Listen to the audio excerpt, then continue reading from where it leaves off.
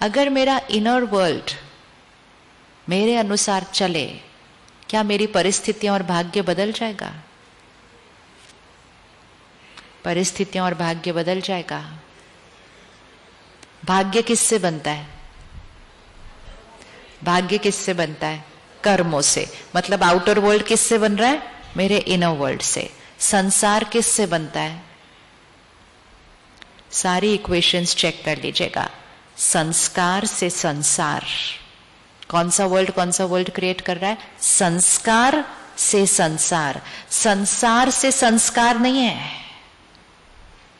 संसार से संस्कार लॉ नहीं है, लॉ है संस्कार से संसार बनता है। कर्म से भाग्य बनता है, भाग्य से कर्म नहीं बनता है। हमने कहा बात ही ऐसी आई तो मैंने ऐसा कर दिया, ये तो लॉ ही नहीं है। भाग्य से कर्म नहीं बनता, कर्म से भाग्य बनता है।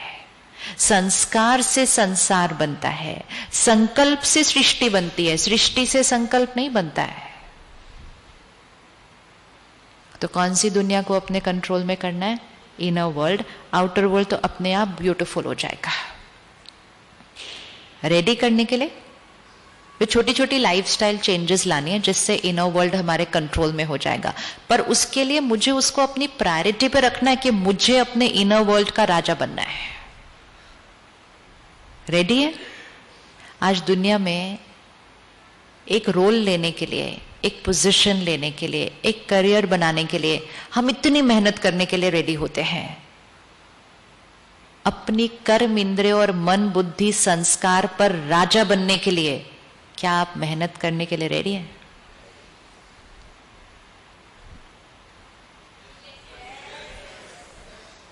अगर आपको देश का राजा बनने की ऑफर मिले, मेहनत करेंगे? करेंगे? शहर का मिले और कुछ नहीं तो अपनी सोसाइटी का RWA का प्रेसिडेंट मिलने के लिए भी बड़ी मेहनत करते हैं। रोल्स, पोजीशंस, पावर, वो पावर नहीं है। पावर कौन सी है? ये पावर है। तो रेडी है राजा बनने के लिए? रेडी राजा बनने के लिए? फिर बोलेंगे नहीं ना ये मुश्किल है, ये नहीं हो सकता, वो बहुत डिफिकल्ट है। नहीं, हम राजा बनने वाले हैं। और राजा बन गए तो हमारे संस्कार से संसार बदल जाएगा, संकल्प से हमारी सृष्टि बदल जाएगी, कर्म से हमारा भाग्य बदल जाएगा। और सिर्फ हमारा नहीं बदलेगा, पूरे परिवार का बदलेगा। छोटी छोटी बातें जो हम आज से करना शुरू करेंगे, ये हमारा जो इनर वर्ल्ड है, हमारे आउट ऑफ कंट्रोल जाने का मुख्य कारण, क्यों हमारे संकल्प ऐसे ही चलते जाते हैं, उसका मुख्य कारण है सोर्स ऑफ थॉट्स क्या है, कि हमारी सोच किस आधार पर चलती है। हमारी सोच का आधार ध्यान से लिख लेना और घर में एक पोस्टर बना के लगा देना, ताकि बच्चे भी रोज देखें और पूरा परिवार रोज देखकर याद रखे। जो हम सुनते हैं, पढ़ते हैं, देखते हैं, उससे हमारी सोच बनती है।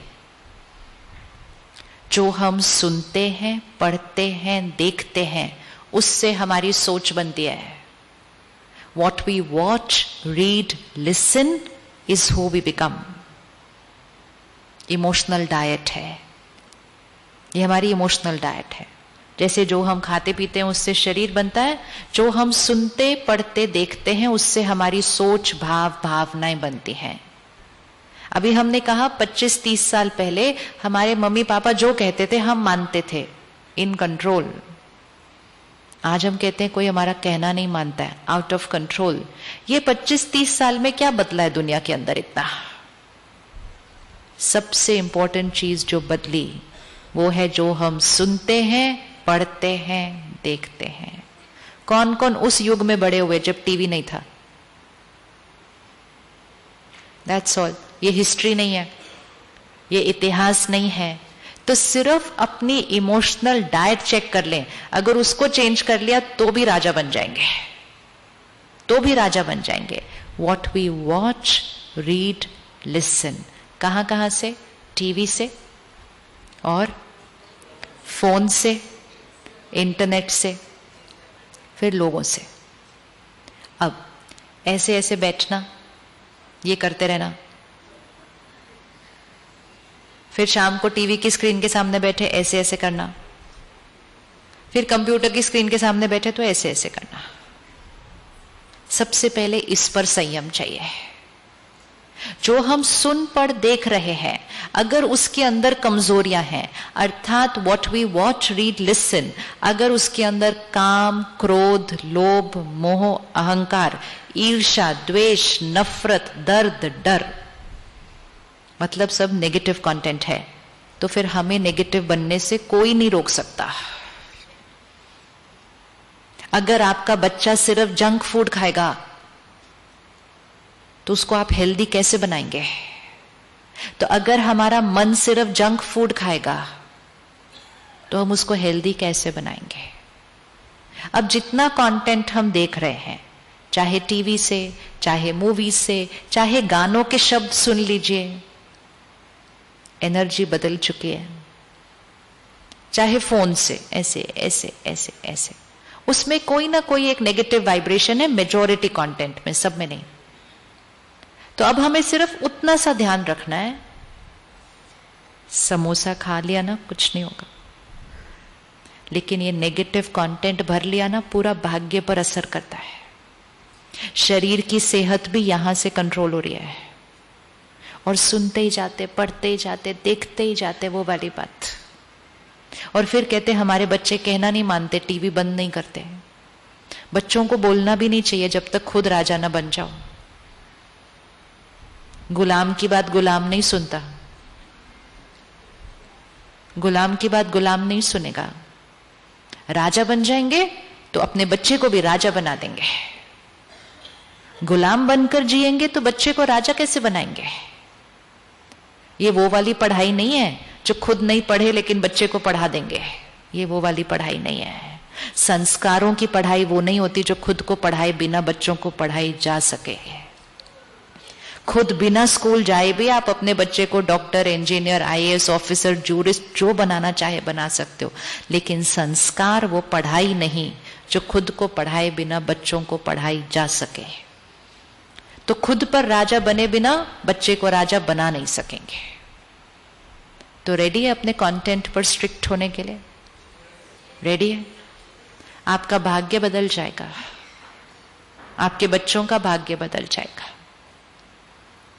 रात को सोने से पहले ऐसे सीरियल देखना जिसमें घर टूट रहे हैं, फिर न्यूज ऐसे देखना जिसमें तो दुनिया ही ऊपर नीचे हो गई है। क्या सुन के भर के देख रहे हैं हम, और क्या सो रहे हैं हम? क्या ये नींद अच्छी आएगी ऐसी चीजें देखने के बाद? शरीर सोता है सिर्फ उसके बाद।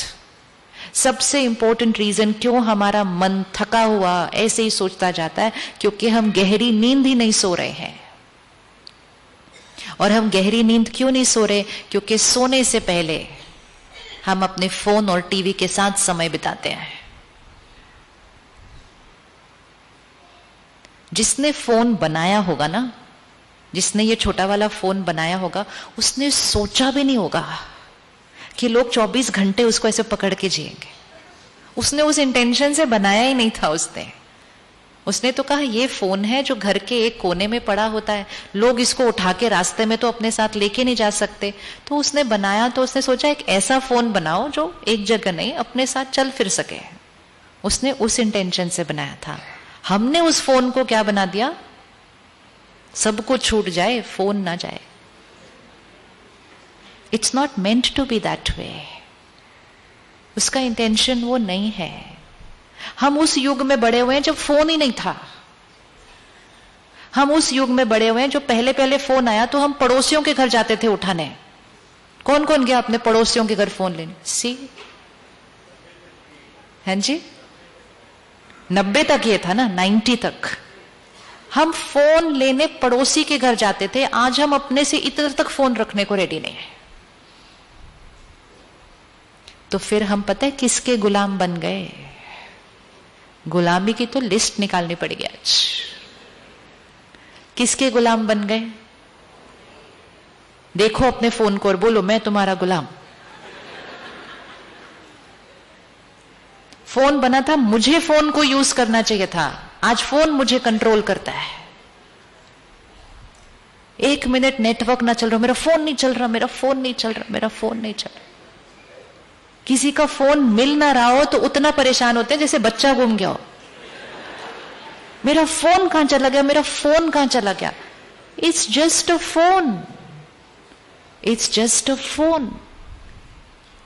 चीजों को अपने ऊपर इतना हावी नहीं होने देना है। फिर तो आउटर वर्ल्ड पूरी तरह से मुझे कंट्रोल कर रहा है।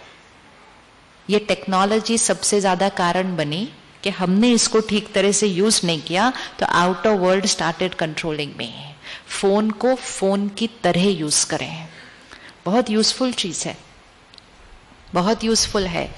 अगर उसको राजा बनकर यूज करेंगे तो सबसे पहली चीज, फोन के नोटिफिकेशंस हमेशा ऑफ होने चाहिए। सारे नोटिफिकेशंस, मैसेजेस, ईमेल, सारे नोटिफिकेशंस। ये जो बार बार टिक टिक टिक ये जो बजता है ना, जब नहीं बज रहा होगा तब भी सुनाई देगा। यस, आपको लगेगा कुछ आया, पर कुछ आया नहीं होता है। आपको पता है अगर कुछ अर्जेंट होगा तो कोई फोन कर देगा, कोई मैसेज नहीं भेजता है।